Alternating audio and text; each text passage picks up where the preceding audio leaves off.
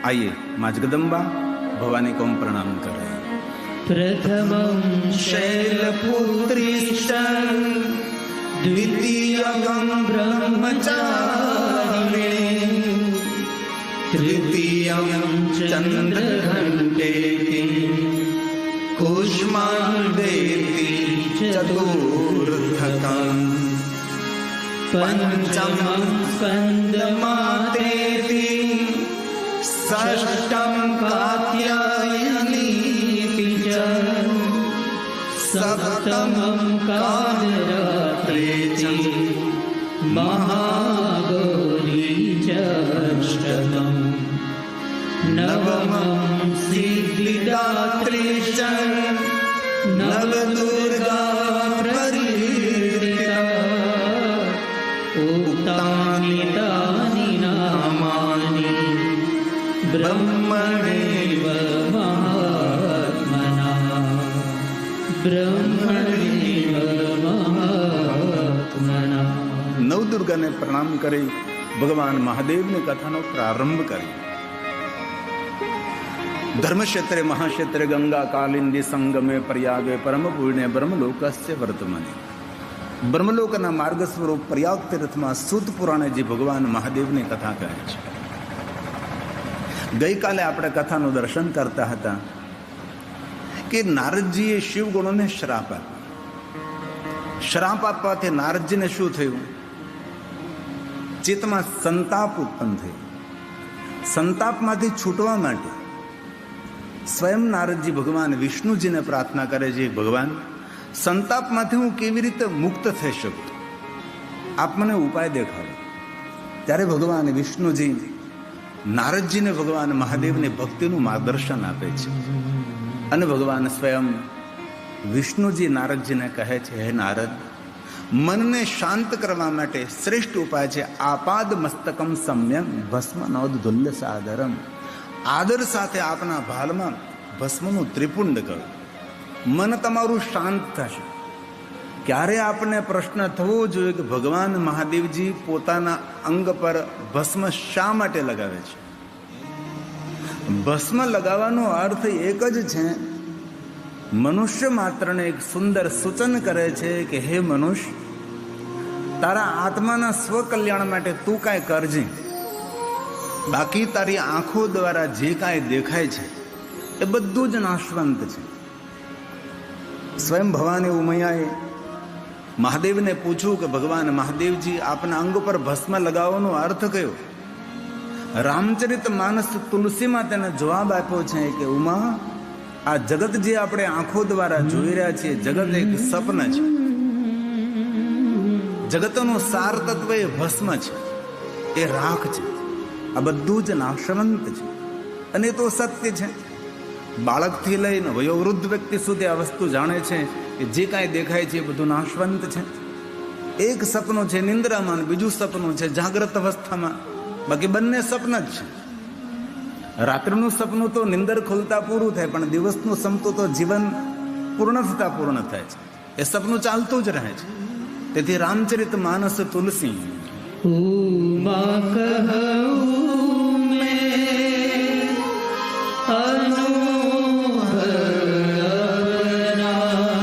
ભગવાન મહાદેવ જેવો અનુભવ કોની પાસે? કોઈ પાસે નહીં. जहां न पोगे रवि वहां पहुंचे कवि, न जहां न पोगे कवि वहां पहुंचे अनुभवी. शिवजी कहे छे कि मारो अनुभव छे, युगो युगो कल्प कल्पथी हूँ जोतो आવું છું. આ બધું જ નાશવંત, સર્જન અને વિસર્જન નિરંતર આ સૃષ્ટિનો એક ક્રમ છે. તેથી ઉમૈયા, હું સત્ય કહું છું. ભગવાન સ્વયં મહાદેવ બોલે છે,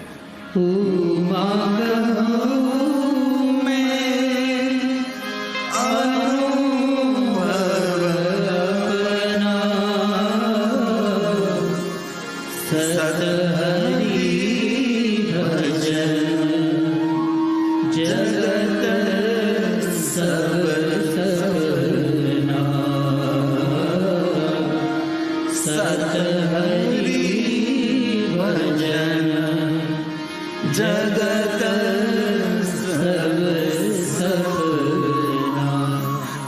કલયુગની અંદર મનુષ્ય ભવપાર થવો હોય, નહીં કલી કરમ ન ભગતિ વિવેકો રામ નામ અવલંબને. આ યુગની અંદર કોઈ મોટી મોટી સાધના, ઉપાસના, અનુષ્ઠાન કરવા એ બહુ જ અઘરું પડે છે.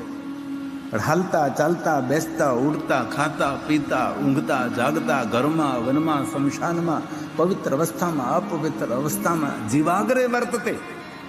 જેને જીવવા પર ભગવાનનું નામ લે છે એ મનુષ્ય ભવપાર બને છે. તેથી કલયુગમાં શું કરવું? તો કે હરિભજન કરવું. કામ કરતા જાઓ, ઘરનું કામ લેતા જાઓ, હરિનું નામ. એ જ આપણા માટે સરળ છે. આપણે કોઈ કથા સાંભળીને હિમાલય પહાડમાં તપસ્યા કરવા નારદની જેમ નથી જવું, અને જવાના પણ નથી. આપણા માટે એક જ ઉપાસના, આપણા માટે એક જ સાધના છે. કોઈ પણ પ્રવૃત્તિ કરતા હોય, કોઈ પણ કાર્ય કરતા હોય, ઈશ્વરનું નામ નહીં છોડવું. સત્ય બોલતા હોય તો પણ ઈશ્વરનું નામ લેવું. ક્યારેક મજબૂરીમાં જૂઠું બોલાતું હોય તો પણ ઈશ્વરનું સ્મરણ છોડવું નહીં. કલયુગની અંદર ભવપાર કરવા માટે શિવનામ તરીમ પ્રાપ્યમ સંસાર બંતરંતી તે સંસાર મૂલ પાપાની તાની નશંતિ સંશય. રામચરિત માનસ તુલસીને ભાઈ કહ્યું, કલયુગ કેવલ નામ આધાર. કલયુગ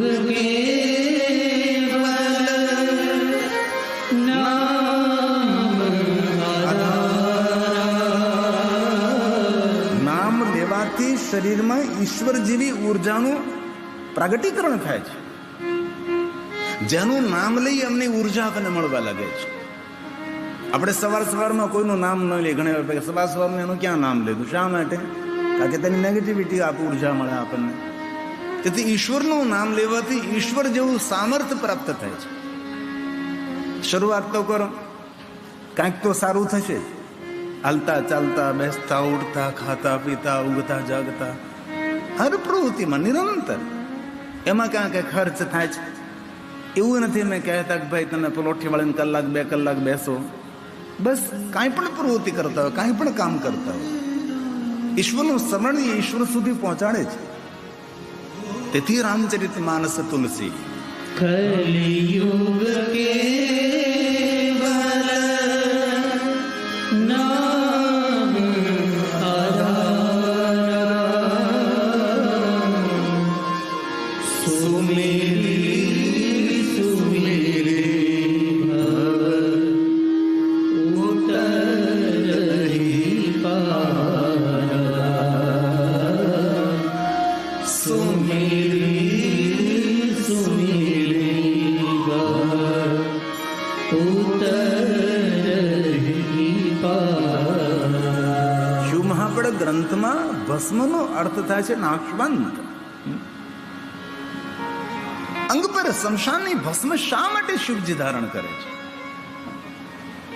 જગતને એક મોટો સંદેશ પૂરો પાડવા માટે. ભસ્મનો એક મંત્ર છે, આપણને સૌને તો ન કંઠસ્થ હોય, પણ એ મંત્રની અંદર એવું દર્શાવ્યું છે કે આ જે કાંઈ આંખો દ્વારા દેખાય છે એ બધું નાશવંત છે. ઓમ અગ્નિરિતિ ભસ્મ, વાયુરિતિ ભસ્મ, જલમિતિ ભસ્મ, સ્થલમિતિ ભસ્મ, વ્યોમમિતિ ભસ્મ, સર્વ હવા ઇદમ ભસ્માની મનિયતાને ચક્ષુનાને ભસ્માને. હે મહાદેવ, હે મહાદેવ.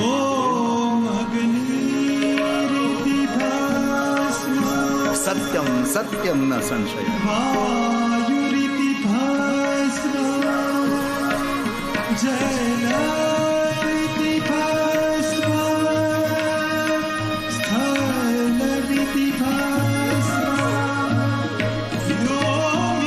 શ્રોત ભસ્મ, સ્માર્ત ભસ્મ, અગ્નિ ભસ્મ, લૌકિક ભસ્મ, વેદાગ્નિ જનિત ભસ્મ, દેવાગ્નિ જનિત ભસ્મ, રજત ભસ્મ, સુવર્ણ ભસ્મ. હે મહાદેવ, હે મહાદેવ, હે મહાદેવ.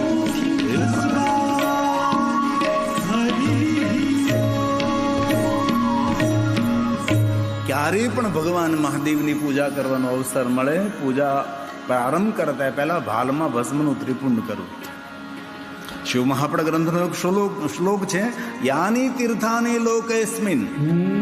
જે કોઈ મનુષ્ય પોતાના ભાલમાં ભસ્મનું ત્રિપુંડ કરે છે તે મનુષ્ય માટે ભગવાન મહર્ષિ વેદવ્યાસે વચન આપ્યું, લલાટે પુંડકમ. તો યાની તીર્થાની સ્નાની, દુનિયાના જેટલા તીર્થો છે બધા તીર્થોમાં સ્નાન કરવાનું ફળ તેને પ્રાપ્ત થાય, ભાલમાં ભસ્મનું ત્રિપુંડ કરવા માત્રથી. ભગવાન વ્યાસ બોલ્યા છે, યાની તીર્થાની લોકેસ્મિન ગંગાદ્યા સરિતા. ગંગા સાથે, અને આપણી શિવપુરાણ કથાની તો થીમ ગંગાજી છે. આ જે મહેમાનો હોય છે તેનું પણ સન્માન ગંગાજળની લોટીથી કરવામાં આવે છે. અહીં જ્યાં નજર કરો ત્યાં માતા ગંગા બિરાજમાન છે. સાંજે રોજ કથા પૂર્ણ થાય 6 વાગ્યા પછી સુંદર ગંગા આરતી થાય છે. કેટલી સુંદર દિવ્ય વાતાવરણ વચ્ચે ગંગા આરતીનું તાદૃશ્ય દ્રશ્ય ખડું થાય છે. આમ બેઠા હોય તો એવું લાગે છે હરિદ્વારમાં આપણે બેઠા છે, હરિદ્વાર જેવું ફિલિંગ થાય. આટલી સુંદર આરતી 6 વાગે કથા પૂર્ણ થયા પછી થાય છે. તો ભગવાને કહ્યું છે કે જે ભાલમાં ભસ્મનું ત્રિપુંડ કરે તે રોજ ગંગામાં સ્નાન કરે છે. અને ભસ્મ સ્વીકાર શિવજી કર્યું, કોઈ વેચાતી કોઈ જગ્યાએ લેવી ન પડે. કોઈ પણ જગ્યાએ યજ્ઞકુંડમાંથી મળે છે. આપણે ત્યાં પણ અહીંયા દિવ્ય ધામની અંદર ઘણા સમયથી નિરંતર અવિરત અખંડ અગ્નિ છે. અખંડ અગ્નિમાં નિરંતર માતાજીના નામની આહુતિ અપાય છે. કેટલું સુંદર દિવ્ય ધામ છે. કાલે પણ કહ્યું હતું, પરસો પણ કહ્યું હતું કે જ્યાં 6 મહિના માટે અખંડ દીપ પ્રજ્વલિત રહે, જ્યાં 6 મહિના માટે અખંડ અગ્નિ રહે, ત્યાં રિદ્ધિ સિદ્ધિને આમંત્રિત ન કરવી પડે. રિદ્ધિ સિદ્ધિ અને સામ્રાજ્ય અને સામર્થ્ય ત્યાં ઉપસ્થિત થાય છે. તેથી આપણા દિવ્ય ધામની વિશેષતા એ છે કે અહીં કેટલાય સમયથી અખંડ અગ્નિ છે અને યજ્ઞકુંડની અંદર નિરંતર આહુતિ અપાય છે અવિરત. ભસ્મ સરળતાથી મળી શકે છે. અનુભવ તો કરજો, ખર્ચ નહીં થાય, કોઈ મહેનત પણ નહીં પડે. ફક્ત સવારમાં સ્નાન કરી ભાલમાં ભસ્મનું ત્રિપુંડ કરતા શરમ આવતી હોય તો ભસ્મની બિંદી કરવી. મહાદેવે ભવાનીને કહ્યું, ભવાની ભાલમાં જે ભસ્મની બિંદી કરે છે ને મને બહુ વહાલો લાગે છે. સ્વયં ભગવાન શિવજી કહે છે. ભગવાન મહાદેવ તો શમશાની ભસ્મનો સ્વીકાર કરે. પુષ્પદંત મહારાજે કહ્યું, શમશાન ઈશ્વા કીડા સમર હરપી સાચા સહચરા સીતા ભસ્મ લેપ.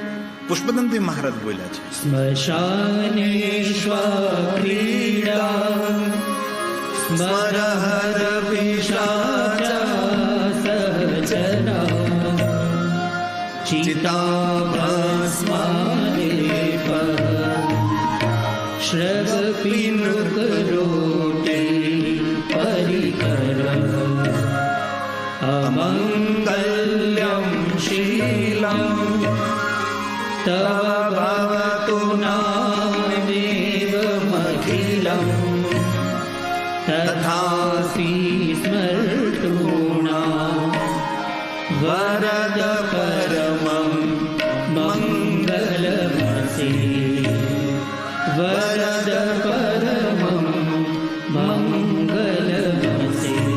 પુષ્પદંત કહે છે, ભગવાન જોવામાં તમે અમંગળ દેખાવ છો, પણ તમારું નામ લેતા મનુષ્ય માત્રનો મંગલ થાય. એવા મંગલ ધામ, એવા કલ્યાણ સ્વરૂપ ભગવાન શિવજી, હું તમને પ્રણામ કરું છું. યાની તીર્થાની લોકેસ્મિન. કેટલો મહિમા. સામાન્ય રાખ બોલો. ભસ્મના બહુ પ્રકારો સ્ત્રોત, ભસ્મ સ્માર્ત ભસ્મ, અગ્નિ ભસ્મ, લૌકિક ભસ્મ, વેદાગ્નિ જનિત ભસ્મ, દેવાગ્નિ જનિત ભસ્મ. આ ભસ્મનો બહુ જ મહિમા છે. આર્યોદની અંદર અનેક પ્રકારે પર્ણોની, વૃક્ષના મૂળની, વૃક્ષની છાલની, ઘણા ફળોની, ફળોના બીજની, અનેક પ્રકારે ભસ્મનો દવા તરીકે, ઔષધિ તરીકે ઉપયોગ કરવામાં આવે. સુવર્ણ ભસ્મ તેનો ઉપયોગ થાય છે. ભસ્મ ઔષધિ છે. તેથી ભગવાને કહ્યું છે, જરૂર ને જરૂર કોઈ માનસિકતા બદલે છે. આપ અનુભવ કરજો. ક્યારે તમે સવારમાં ભગવાનની પૂજા કરવા બેસો ત્યારે કપાળમાં તિલક કર્યા વગર બેસજો, અને ભાલમાં ભસ્મનો ત્રિપુંડ કરીને તમે પૂજા કરવા બેસો એટલે માનસિકતામાં કંઈક બદલાવ લાગે. ભસ્મ વિજ્ઞાન નથી, ભસ્મ મનોવિજ્ઞાન છે. તેથી ભગવાને વચન આપ્યું છે, યાની તીર્થાની લોકેસ્મિન ગંગાદ્યઃ સરિતાશ્રુયઃ સ્નાતો ભવતિ સર્વ લલાટે ત્રિપુંડકમ લલાટે ત્રિપુંડકમ. આ ભસ્મનો અદ્ભુત મહિમા છે. ઘણા માણસોને એવો વહેમ છે કે આપણા જ્યોતિર્લિંગ મહાકાલેશ્વર મહાદેવને શમશાનની ભસ્મ ચડાવે છે. એ લોકવાયકા છે. તે તદ્દન જૂઠું છે. ભગવાન મહાકાલેશ્વર મહાદેવને શિવાગ્નિ જનિત ભસ્મ અને વેદાગ્નિ જનિત ભસ્મ મહાકાલેશ્વર મહાદેવને અર્પણ કરવામાં આવે છે. આપણે સુંદર 12 જ્યોતિર્લિંગની પ્રતિકૃતિ સુંદર નિર્માણ કરી છે. એક એક જ્યોતિર્લિંગ આપણને કેવો સંદેશ આપે છે એવી સુંદર લેખન સાથે અહીંયા 12 જ્યોતિર્લિંગની પ્રતિકૃતિ આપણે ઝાંકી ઊભી કરી છે. કેટલા સુંદર ભગવાન પાર્થેશ્વર મહાદેવ નિર્માણ કર્યા છે. એમાં આજ તો ભગવાન કાલભૈરવની પ્રતિમા ઊભી કરી છે. ભગવાન મહાદેવની સુંદર માટીમાંથી પાર્થિવ મૂર્તિ આ પ્રગટ કરી છે. એક વાત કહું, શિવ મહાપડા ગ્રંથની 7 સંહિતાઓમાં પાર્થેશ્વર મહાદેવનો મહિમા ખૂબ છે. દરેક દેવતાઓએ પાર્થેશ્વર મહાદેવની પૂજા કરી. દરેક ઋષિ મુનિઓએ પાર્થેશ્વર મહાદેવની પૂજા કરી. ભગવાન રામજીએ પાર્થેશ્વર મહાદેવની પૂજા કરી. ભગવાન દ્વારકાધીશ કૃષ્ણ ભગવાને પાર્થેશ્વર મહાદેવની પૂજા કરી. તેથી આયોજનને વિશેષ પ્રકારે હું બિરદાવું છું કે આપણા દિવ્ય ધામના આંગણે જે શિવ મહાપડ કથાનું આયોજન થયું છે, આપણા બાળકો હજારોની સંખ્યામાં સહસ્ત્ર શિવલિંગ નિર્માણ કરે છે. રોજ રોજ પાર્થેશ્વર મહાદેવ નિર્માણ કરે.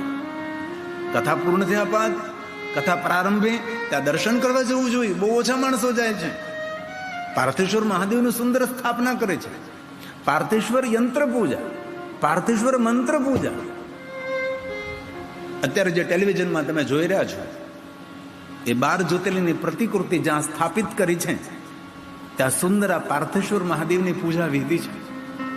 આજે સુંદર ભગવાન મહાદેવના પાર્થેશ્વર લિંગો નિર્માણ કર્યા છે. જીવનની દરેક કામના, દરેક મનોકામના પૂર્ણ કરનારી કોઈ જો મહાદેવની પૂજા હોય તો પાર્થેશ્વર મહાદેવની પૂજા છે. માટીમાંથી જે શિવલિંગો બને છે તેને પાર્થેશ્વર મહાદેવ કહેવાય છે. આપણા દરેક જ્યોતિર્લિંગોમાં મૂળમાં પાર્થેશ્વર મહાદેવની પૂજા છે. અને પાર્થેશ્વર મહાદેવની પૂજાથી આપણો જ્યોતિર્લિંગો પ્રગટ થયા. પાર્થેશ્વર મહાદેવની પૂજાથી સૌની મનોકામના પૂર્ણ થઈ. પાર્થેશ્વર મહાદેવની પૂજાથી સૌની મનોકામના પૂર્ણ થઈ. રાજા દશરથજી ગુરુ વશિષ્ઠ મહારાજને પૂછે છે, હે ગુરુ વશિષ્ઠ મહારાજ, હું નિસંતાન છું, મારે પુત્ર પ્રાપ્તિ માટે શું કરવું જોઈએ? ત્યારે ગુરુ વશિષ્ઠ મહારાજે એમ કહ્યું કે રાજા દશરથ, તમારા કુલ દેવતા મહાદેવ છે. તમારી કુલ પરંપરામાં શિવની પૂજા છે. તમારા કુલની અંદર ગંગાજીનું અવતરણ થયું છે, ભગીરથજી. તો આપ જો મને પૂછો તો હું એક જ માર્ગદર્શન આપું છું, પુત્ર પ્રાપ્તિ માટે પાર્થેશ્વર મહાદેવની પૂજા કરો. રાજા દશરથજીએ ભગવાન મહાદેવની પાર્થેશ્વર ઉપાસના કરી અને પુત્રહીન કરી ઈચ્છા કોઈ નિશિશુ પ્રસાદ તે હોય. સ્વયં ભગવાન શ્રી હરિ, સ્વયં ભગવાન વિષ્ણુજી રાજા દશરથને આંગણે પ્રગટ થયા છે. તેથી ક્યારેક અવસર મળે તો, આપણી પાસે સમય તો હોય નહીં કઈ, એમાંથી વ્યસ્ત જીવનમાંથી સમય કાઢીને વિશેષ પ્રકારે સોમવાર હોય ત્યારે પાર્થેશ્વર મહાદેવની પૂજા કરીએ, ત્રયોદશી હોય ત્યારે પાર્થેશ્વર મહાદેવની પૂજા કરીએ, અથવા આપણા આંગણે આપણા દીકરાના લગ્ન થવાના હોય એ પેલા પાર્થેશ્વર મહાદેવ પૂજા ઉત્સવ કરીએ. 11 બ્રાહ્મણોને વિદ્વાનને બોલાવીએ, 9 બ્રાહ્મણને બોલાવીએ, 7 બ્રાહ્મણને બોલાવીએ, અથવા 5 બ્રાહ્મણ, અથવા 3 બ્રાહ્મણ, અથવા 2 બ્રાહ્મણો, એક સહાયક ને એક મુખ્ય બ્રાહ્મણ. જેવી રીતે આંગણે ભગવાન સત્યનારાયણની કથા કરીએ એવી રીતે આંગણે પાર્થેશ્વર મહાદેવ પૂજા ઉત્સવ કરી શકાય છે. આપણા કાર્યો, આપણા પ્રસંગો નિર્વિઘ્ને સંપૂર્ણ પરિપૂર્ણ થાય.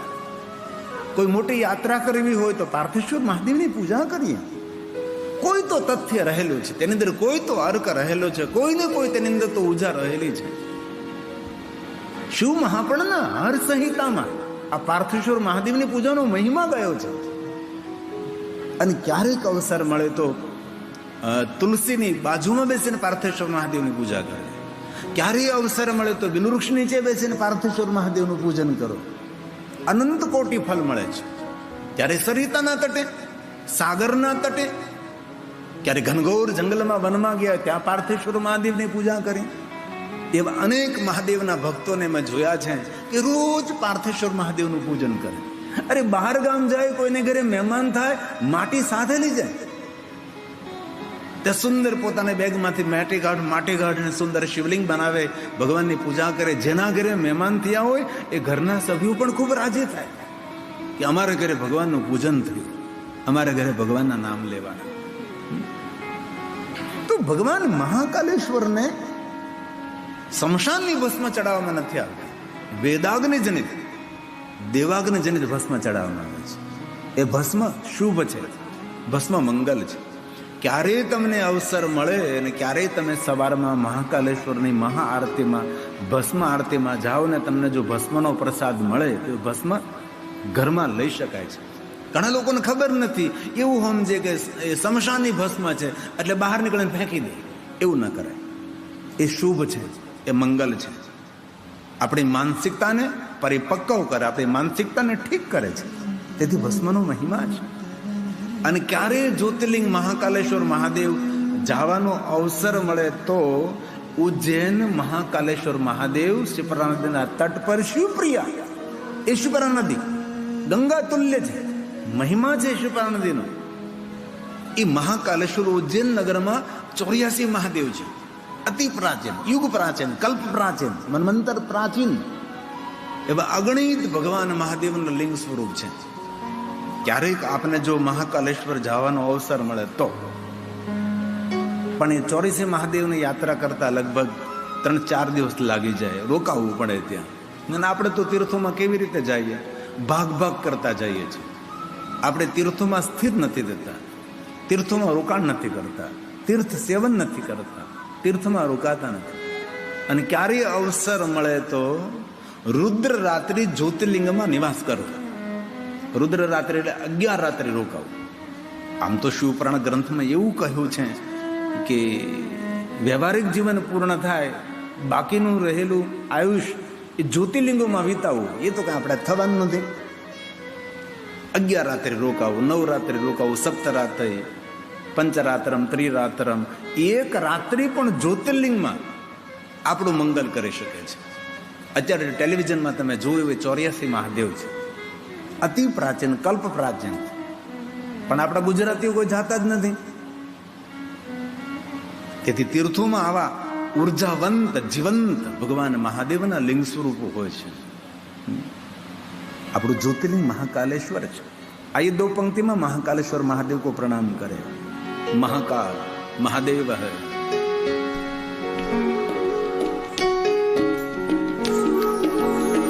સુંદર રચના છે, અમારી રચના છે.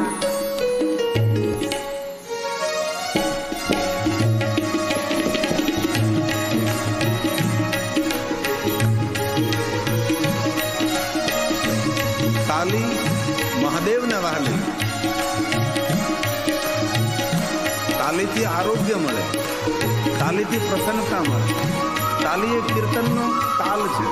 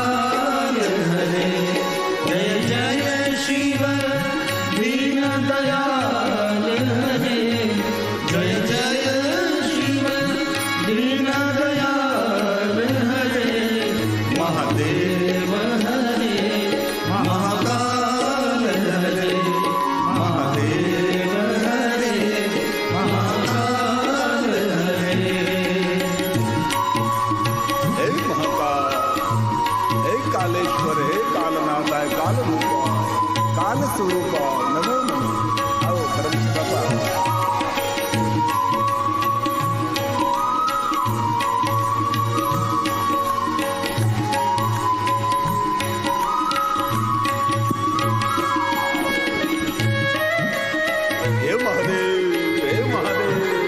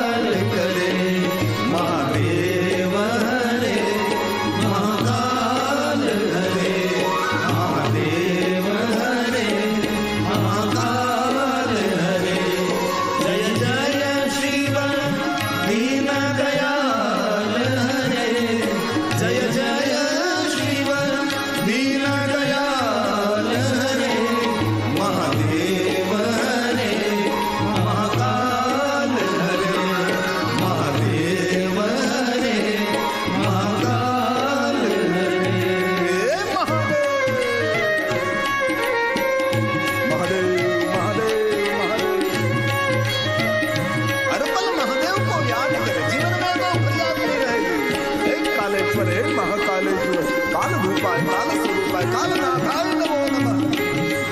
महादेव महादेव हे महादेव।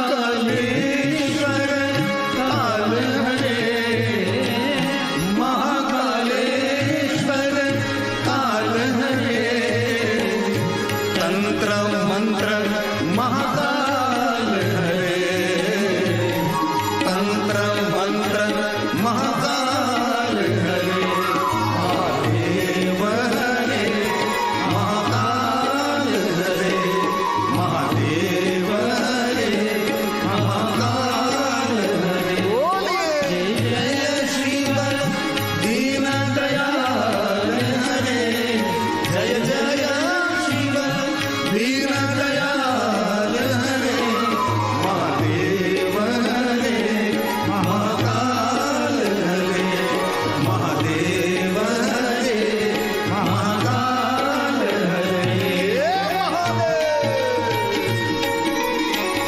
बाबा को याद करे।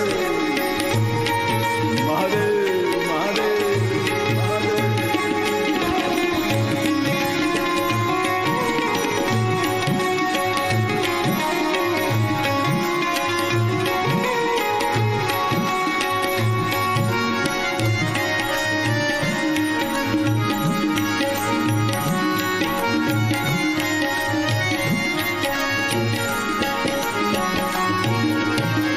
जन्म मरण के दुख हरे, जन्म मरण के दुख हरे, गिरी कहे शिव सुख करे, गिरी कहे शिव सुख करे।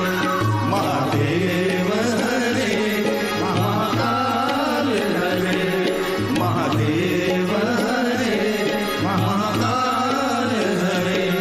जय जय शिव दीन दयाल हरे, जय जय शिव दीन दयाल हरे, महादेव हरे महाकाल हरे। बोलिए महादेव हरे महाकाल हरे, महादेव हरे महाकाल हरे। हे कालेश्वर, हे महाकालेश्वर, हे कालरूपा, हे कालस्वरूपा, हे कालनाथा, हे कालनाथा। महादेव महादेव महादेव महादेव।